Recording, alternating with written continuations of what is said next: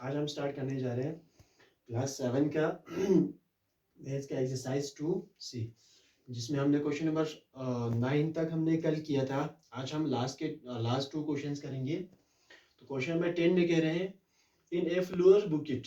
तो ये फ्लोर का एक बुकेट है, गुच्छा जिसको हम कहते हैं, जिसमें 13/10 ऑफ द फ्लोर्स, इस बुकेट में से 13/10 जो है वेयर, ये जो है रोज है।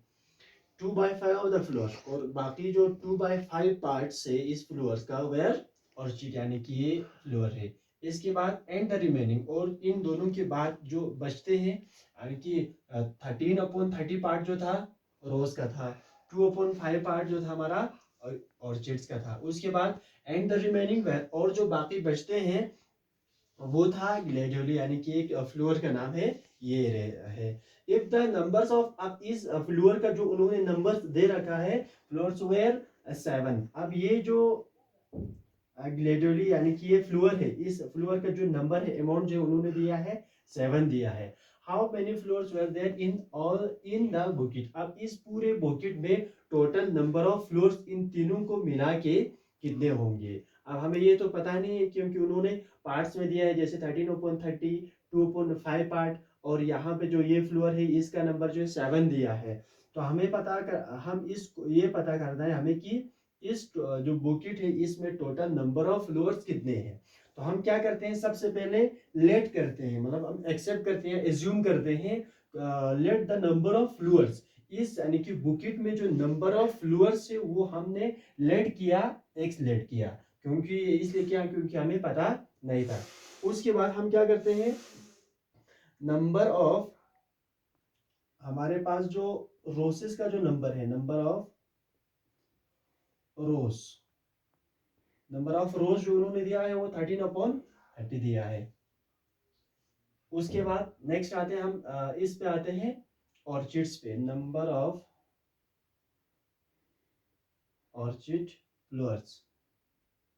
तो ये जो ऑर्चिड फ्लोर्स है वो हमारे पास उन्होंने दे रखा है 2/5, तो यहाँ पे हम लिखेंगे। इसके बाद लास्टली ये जो नंबर ऑफ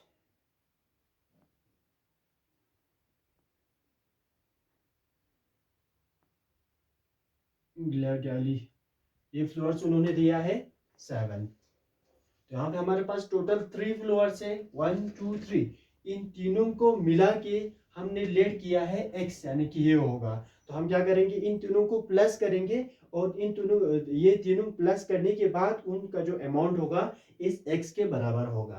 तो हम यहाँ पे क्या करते हैं, 13/30 plus 2/5 plus 7 is equal to x। जब हम इन तीनों को ऐड करते हैं, इन तीनों को 1 2 3, इन तीनों फ्लोअर्स को जब हम ऐड करते हैं तो उनका सम जो है वो इक्वल आएंगे, हमारे इस x के इक्वल आएंगे। तो हम क्या करते हैं, यहाँ पे सबसे पहले तो हमारे पास ये दोनों फ्रैक्शन में है, और ये 7, ये तो यानी कि होल नंबर है। तो सबसे पहले हम इस फ्रैक्शन, इन दोनों को प्लस करते हैं। 30 प्लस 5, 30 और 5 को प्लस करने के लिए हमें क्या करना पड़ेगा, इस 5 और 30 का हमें एलसीएम लेना होगा, 30 और 5 का। तो हमने इन दोनों का एलसीएम लिया, तो यहाँ पे क्या आएगा, 5 6 जा 30, 5 1 जा 5, 6 1 जा 6। तो एलसीएम भी इसका आएगा 30 आएगा, क्योंकि 5 6 जा 30 होता है। अब इसको 31 जा 30, 1 13 जा, दैट इज 13 हो गया, प्लस 5 6 जा 30, 6 2 जा 12 हुआ हमारे पास। अब इन तीनों को हम ऐड करते हैं, तो 5 2 डिवाइडेड बाय 30, तो ये आ गया 25/30 x। तो 25/30 x plus 7 is equal to x। इन तीनों को जब हम दोनों को जोड़ करते हैं तो x के बराबर आते हैं। अब हमारे पास आ गया 25/30 प्लस 7। अब हम इस 7 को भी इसके साथ ऐड करते हैं, तो 30 और 1 का एलसीएम तो 30 ही आएगा। 31 जा 31, 25 जा 25x आ गया, प्लस 1 30 जा 30, 30 और 7, इस 30 और जब 7 को हम मल्टीप्लाई करते हैं तो ये आते हैं 210 आ जाते हैं, 210। इज इक्वल टू, जब हम इस 210 को, तो हमारे पास जो इक्वेशन बनते हैं वो इस तरह से बनते हैं, 25x plus 210 divided by 30 is equal to x आते हैं। तो इस तरह से बनते हैं। तो हम क्या करते हैं, इस 25 के साथ x है, यहाँ पे 210 है, तो यहाँ पे हमारे पास इक्वल है और x है, तो हम इस 30 को हम यहाँ पे ट्रांसपोज कर सकते हैं या इसको क्रॉस मल्टीप्लाई कर सकते हैं, जिससे इसको इसके साथ और इसको इसके साथ। तो यहाँ पे बनेगा हमारा equation 25x plus 210 is equal to, जब हमने इस 30 को x के साथ मल्टीप्लाई किया तो यहाँ पे आते हैं 30x। तो यहाँ पे हमारे पास जो इक्वेशन बनते हैं, इसके साथ भी x है और इसके साथ भी x है, तो इस x इसको उस साइड ट्रांसपोज कर दो यहाँ पे, तो बनते हैं हमारे equation 210 is equal to 30x minus, जब ये 25 राइट साइड में चेंज करते हैं, यहाँ पे जब ट्रांसपोज कर देते हैं तो ये बन जाते हैं उस उधर जाके, यहाँ पे प्लस है तो उधर जाके माइनस बनते हैं 25। 210 is equal to 35x minus 25 that is 5x। तो x is equal to 210 divided by 5, ये 5 जो है नीचे जाते हैं, इज इक्वल टू 5 4 जा 20, 5 2 जा 10, तो हमारा आंसर जो आते हैं 42 आ जाते हैं। हमने ये जो x is equal to 42, x का वैल्यू आया 42, हमने x लेट किया था नंबर ऑफ फ्लोअर्स, तो हमारे आंसर इस तरह से आएगा, therefore number of flowers in the bucket आप लिख सकते हैं इज 42। तो हमारे पास जो नंबर ऑफ फ्लोअर्स है वो 42 है, जो कि हमने लेट किया था यहाँ पे x। ये हो जाता है हमारा क्वेश्चन नंबर 10। अब हम करते हैं next question, question number 11। 7 minute. Question number 11 हम करते हैं, यहाँ पे क्या है, Ankitesh and his friend Jimmy together sold tickets for a charity show। तो यहाँ पे दो फ्रेंड्स है, अंकितेश एंड जिमी, तो इन दोनों ने मिला के क्या क्या करते हैं, एक टिकट सोल्ड करते हैं फॉर ए चैरिटी शो के लिए, जिसका अमाउंट जो है वो 3800 है, 3800 रुपीज। ये जो है अंकितेश और जिमी दोनों मिला के इस टिकट को सोल्ड करते हैं। इफ अंकितेश सोल्ड, अब यहाँ पे इन दोनों, ये तो 3800 जो है इन दोनों का, अंकितेश प्लस जिमी, इन दोनों ने मिलके कंट्रीब्यूट किया है इतना रुपीस। अब जो अंकितेश है, जिमी का फ्रेंड है, इसने का जो कंट्रीब्यूशन है वो है sold at 1/3 part of the price